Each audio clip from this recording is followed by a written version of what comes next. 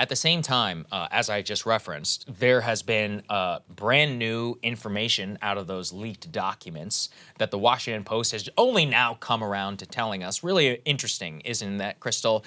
First, we got to make sure that we know the identity of the leaker weeks ago. And witch hunt first. Yeah, witch hunt first, and then the news second. Let's put that aside. They're the only ones with the docs. As I've said, I'm long waiting for these docs. If you have them, please send them so that I won't write them with stupid headlines like this one, because they really bury the lead. In the trove of leaked documents, the U.S. government estimates between 124,000 and 131,000 Ukrainian soldiers have been killed or wounded since the start of the invasion.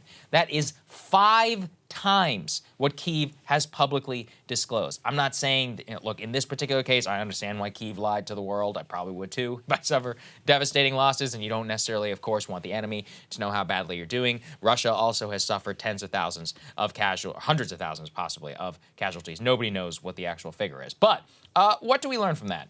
It's not even close to the number that not only the Kyiv government has been giving us, but the American Kyiv propagandists in Washington. They're saying, look at how few the losses are, the ratios, they're doing so well. Well, this entire Washington Post article is using the peg of these leaked documents to underscore how difficult the Ukrainians are having a time to draft men between the ages of 18 and 60 into the country and having reinforcements. They're talking specifically about how reinforcements are getting killed or being wounded on the front line in such a fast turnaround that they're having difficulty replacing them with fresh recruits. And on top of that, who's going to replace the recruits themselves who get wounded or who get killed? In some cases, they're talking about drafting and bringing people in the military at 52, 55, or whatever years old. Nobody does this unless the stakes are existential. Yeah. You can go back and think about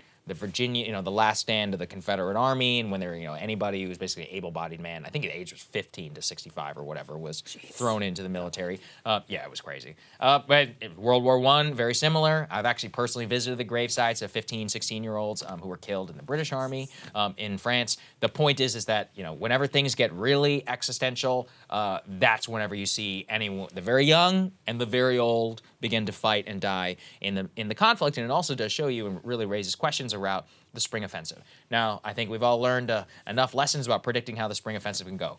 Who knows? It did very well last time. It blew apart all expectations. Clearly, Bakhmut still has not fallen. They're throwing an extraordinary amount of man and materiel, but can't underestimate the toll. Yeah, that's like saying, that's like saying in 1915, well, it's like, well, the line is held in Verdun. I'm like, yeah, but 150,000 people are dead. Yeah. So is it a victory or not? Yeah. I don't know.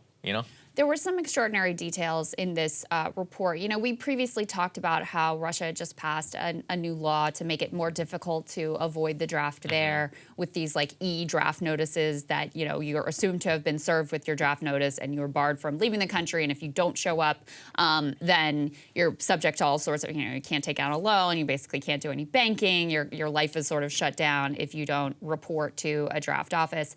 And you see some measures being taken in Ukraine as well. And they have reporting in this piece about the methods that military-age men are taking in order to try to avoid fighting in some instances. There are others who are willingly signing up, just as there are in Russia, others who are willingly signing up and want to be involved in this war.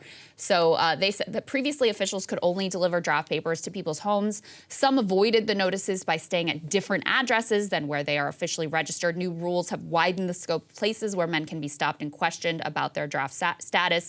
It's also important to keep in mind that they point out here, martial law has been in place in Ukraine since February 2022, and it bars most men between ages 18 and 60 from leaving the country at all. Under mobilization rules, any man in that range can theoretically be called to fight. Exceptions are made, including for students, parents with 3 or more children under 18, caretakers of disabled dependents, and those deemed medically unfit, among others. So I think this just, it underscores the horrors and the human toll and the number of people who are being fed into a meat grinder here, and there's nothing to say about it other than it's awful and it's horrifying. It certainly is. And also a big development here in terms of our politics. Governor Ron DeSantis giving an interview while he was abroad in Tokyo to Nikkei. Let's go and put this up there on the screen with a direct quote about what he said around Ukraine. Quote, "The Europeans really need to do more on Ukraine. I mean, this is their continent. The U.S. has provided for security for them. And yes, Poland, there's some stuff that they are doing, and that should be appreciated. But Germany, they're not doing anything." Let's go to the next one there, please. Quote, "You don't want to end up like in a Battle of Verdun situation where you must have just had mass casualties, mass expense, and end up with a stalemate." He said, "It's in everybody's interest to try and get to a place where we can have a ceasefire." So look, it's at least a positive comment, and I think it also should be taken note of this. At this point, no matter who wins the GOP nomination, let's be honest, it's only going to be two people. It's either going to be Trump or it's going to be Ron DeSantis. They now have a very different view on Ukraine than President Joe Biden. And Ukraine, this is proof, is going to be a huge dividing line between the two. I also want to say this. Does DeSantis really mean it? I don't know. I mean... Does Trump really mean it? I don't know. Does Trump really mean it? Yeah. I don't know either. I mean, it's one of those where, look, with Trump, I mean, the guy had John Bolton in office. With DeSantis, he had a very different tune when he was in Congress. He tells Tucker one thing. The next thing, you know, he's singing the neocon tune in his Piers Morgan interview.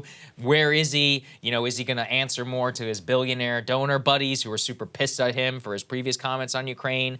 I view him very much as a very politically calculated person. Yeah. Trump, I think, isn't politically calculated. I think he just doesn't know what he thinks about anything. He's just like a very in-the-moment, capricious gut player. Yeah, pure that's id. right. So listen, on both of them, who the hell knows?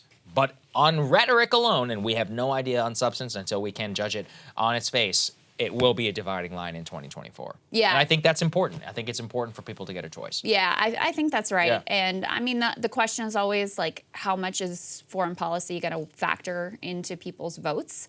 The conflict, I think, for a lot of people feels very distant right now, even though, you know, it looms over everything. And obviously we cover it a lot here because it is really important and possibly even existential.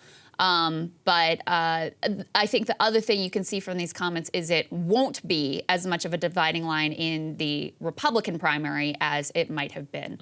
Trump has moved on to focus on other ways of attacking DeSantis on Social Security, Medicare, Disney, which we're going to talk about later, and, you know, his theorizing that Ron DeSantis is a groomer. So. Yes, yeah, I know, in terms of what the fights between them are. But look, on the politics, on the substance alone, there's no getting around it. This is a big, big deal.